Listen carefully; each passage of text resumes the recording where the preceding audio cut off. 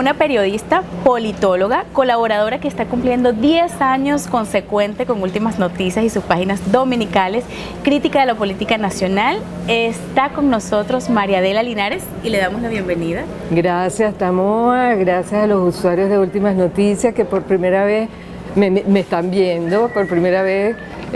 Me alegro de que nos podamos ver las caras, aunque yo no a ellos, pero es muy bueno que nosotros comencemos a interactuar por este medio digital y agregar uno más a los muchísimos medios de comunicación que pone a nuestra disposición la cadena. En eso estamos. Te hemos invitado porque, bueno, queremos conocer tu opinión sobre este proceso electoral y queremos preguntarte, María Adela, ¿cuándo fue tu primera vez? Un día como a hoy. votar. Pensé que me estabas preguntando cuándo había sido la primera vez que escribí en Últimas Noticias, porque casualmente hoy estoy cumpliendo 10 años. ¡Qué bueno! Sí. Felicitaciones. Y mi primer voto lo otorgué en el año 73. Yo me inauguré con las elecciones de Carlos Andrés Pérez, el hombre que brincaba charcos. Ese hombre sí camina. Ese hombre sí camina. Por supuesto, no me preguntes si voté por él, porque no puedo decirlo. No. Voté por José Vicente Rangel en ese momento. Ah, sí. ¿Y qué crees que caracteriza este proceso electoral? Mira, fundamentalmente lo más hermoso que tenemos que rescatar nosotros de lo que estamos viviendo es la masiva participación de la gente. Tú tienes que recordar, o lo debes saber, tú estás muy joven, pero lo debes saber por historia, que aquí antes era obligatorio votar. Es decir, la gente no asumía el proceso de votación como un derecho necesario que había que ejercer como ciudadano, sino que la gente iba obligada porque te ponían detrás de la cédula una estampilla que decía si tú votaste o no. Cierto. Te obligaban a cumplir con ese derecho, de manera que no pueden tomarse los índices de abstención o de participación de esa época como verdaderos, porque tienes que sumarle la obligación de la gente de votar. También hay que sumarle el hecho de que en aquel entonces, estoy hablando de la segunda década, de la segunda mitad del siglo pasado. Ay, qué vieja. Sí, qué horrible. El voto era manual. Había casos en que se tardaba una eternidad en conocerse quién era el ganador. Es decir, uno podía pasar una semana, 2 semanas, 3 semanas sin saber realmente quién era el ganador.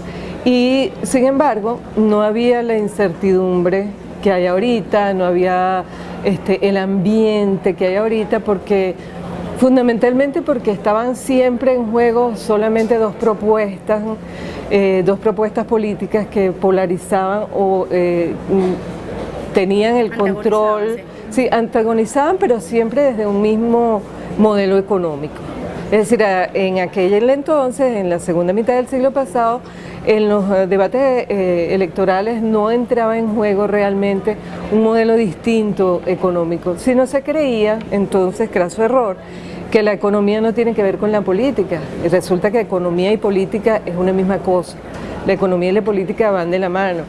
En aquella oportunidad, en esos procesos electorales, estoy hablando desde que yo participé de 73, 78, 83, 88, 93, hasta allí, en esos procesos, las tendencias diferentes a los modelos tradicionales por las cuales tú podías escoger como ciudadana eran minúsculas.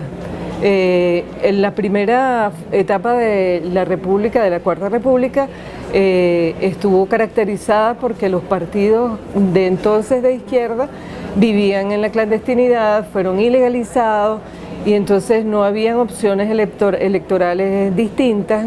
Es más, esos partidos de izquierda fueron perseguidos, fueron criminalizados, mucha gente murió, todavía la historia no ha reflejado suficientemente cuál fue el saldo de esa época. Y cuando los partidos de izquierda finalmente se legalizan, lo hacen de una manera muy tímida, muy medrados, porque obviamente estaban desmantelados minimizado, y entonces encontramos también internacionalmente que durante el final del siglo pasado comenzó a hablarse del fin de las ideologías, porque paralelamente en el mundo ocurrió también la caída de la Unión Soviética, la caída del muro de Berlín, y entonces lo que para ese momento se consideraban las izquierdas prácticamente desaparecieron. Entonces comenzó a hablarse del fin de la historia, del fin de las ideologías y toda aquella cantidad de cosas, porque en paralelo con la globalización comenzó a gestarse un mundo unipolar, un mundo que hablaba de países sin fronteras, ¿no? De la desaparición de los estados-nación, y entonces a nosotros nos agarró un buen día un pueblo que reclamó su espacio, reclamó su participación, y en eso estamos desde entonces. ¿Y desde entonces su posición es de izquierda? La oposición, mi posición ha sido siempre de izquierda. Siempre de izquierda. Yo vengo de una familia que fue mis hermanos, porque yo en esa época era pequeña, una familia que militó en partidos de izquierda, que luchó, que creyó en sus ideales y que se mantiene hoy en día firme, igualito, como que no ha sucedido nada, y es más, ellos sienten hoy en día que sus sueños y los ideales por los cuales dejaron sus mejores años de juventud se están cumpliendo, con errores, con dificultades, pero están viendo su sueño hecho realidad. Entonces yo soy genéticamente una persona de izquierda. Ya veo. Sí. ¿Y cuál cree que son los retos principales que debe asumir el presidente del próximo periodo constitucional? Primero, poner orden en el país. El principal reto, creo yo, desde el punto de vista humano, es la reconciliación. Nosotros no podemos seguir viviendo fracturados como sociedad, fracturados emocionalmente. Dos toletes, pero dos toletes que además no se toleran. Así es. Porque siempre ha habido dos toletes, había tolete de Adeco y de Copellano, pero eran amigos. Exacto. Pero ahora hay dos toletes, ahora hay toletes que no se soportan, es que se odian, y eso es lo peor que nos está pasando como sociedad. Es tremendamente peligroso. De allí a que los resultados de este proceso electoral son fundamentales para la paz del país, son fundamentales que la gente entienda que su participación lo hace responsable también de lo que nos va a suceder como país, porque el que pierda las elecciones tiene la obligación de reconocer los resultados que le sean adversos. Sea, que quien pierda las elecciones tiene que reconocer al contendor, y el contendor que gane las elecciones tiene que tener la hidalguía necesaria y suficiente para respetar al contrario. Así es. ¿Formaría parte de algún equipo, de algún grupo de personas para lograr esa llamada reconciliación? Ojalá fuese posible, y ojalá también comencemos nosotros por el periodismo, por el rescate del periodismo.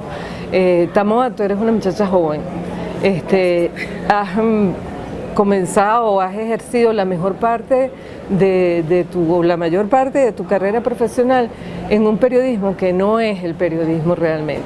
Nosotros somos hoy actores y protagonistas de un proceso del cual deberíamos ser transmisores, no protagonistas. ¿Se ve como ministra de Comunicaciones? No,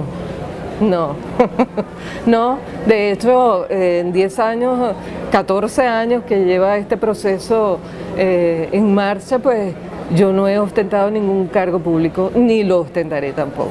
No, yo déjame como agente libre, crítica, siempre crítica, de uno y de otro sector. Es muy crítico para ser ministra. Sí. Muchísimas gracias por acompañarnos hoy, Gracias María Adela a ti, Linares. gracias. Síganla todos los domingos por Últimas Noticias y no se pierdan todo el especial que hemos preparado en la cobertura que hemos preparado para usted, Tu Voto 2012, por ultimasnoticias.com.be y por elmundo.com.be.